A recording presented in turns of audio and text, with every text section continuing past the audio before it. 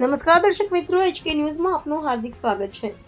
પ્રાંતિજમાં એલસીબીની મોટી કાર્યવાહી. ટ્રેલરમાંથી ₹2.2 કરોડનો વિદેશી દારૂ બિયરનો જથ્થો ઝડપાયો. પ્રાંતિજ પોલીસ સ્ટેશન વિસ્તાર હેઠળ સાબરકાંઠા જિલ્લા લોકલ ક્રાઇમ બ્રાન્ચ દ્વારા મકર સંક્રાંતિ તહેવાર પૂર્વે મોટી કાર્યવાહી હાથ ધરવામાં આવી છે. ટાટા કંપનીના ટ્રેલરમાં છુપાવીને લઈ જવાતો ભારતીય બનાવટનો વિદેશી દારૂ તથા બિયરની કુલ 1377 પેટીઓ ઝડપી પાડવામાં આવી છે. જપ્ત કરાયેલ દારૂ બિયર ટ્રેલર સહિત કુલ મુદ્દામાલ કિંમત અંદાજે ₹2,02,87,916 થાય છે.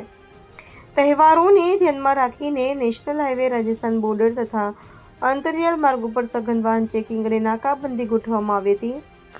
આ દરમિયાન LCB police inspector Shri DC સાકરેના માર્ગદર્શન હેઠળ પીએસઆઈ શ્રી આરજે જાડેજાની આગેવાનીમાં ટીમ પેટ્રોલિંગમાં હતી. હિંમતનગર પ્રાંતિજ નેશનલ હાઈવે પર કતપુર ગામની સીમમાં ખાનગી બાતમી મળી હતી કે રાજસ્થાન તરફથી એક ટ્રેલરમાં વિદેશી દારૂનો મોટો જથ્થો અમદાવાદ તરફ લઈ જવામાં આવી રહ્યો છે.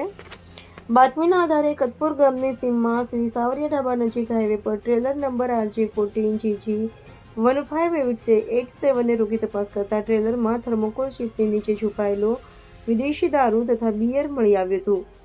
પોલીસે સમગ્ર મુદ્દામાલ કબજે કર્યો છે. ટ્રેલર ચાલકનું નામ પ્રહલાદ કાનારામ ગુર્જર રહે કુલેરા જયપુર હોવાનું જાણવા મળ્યું છે. આરોપી વિરુદ્ધ પ્રાંતિજ પોલીસ સ્ટેશન ખાતે ગુજરાત પ્રોહિબિશન એક્ટ હેઠળ ગુનો નોંધાઈ વધુ તપાસ હિંમતનગર ગ્રામ્ય પોલીસ સ્ટેશનને સોંપવામાં આવી છે. HK news, Sabarkantha.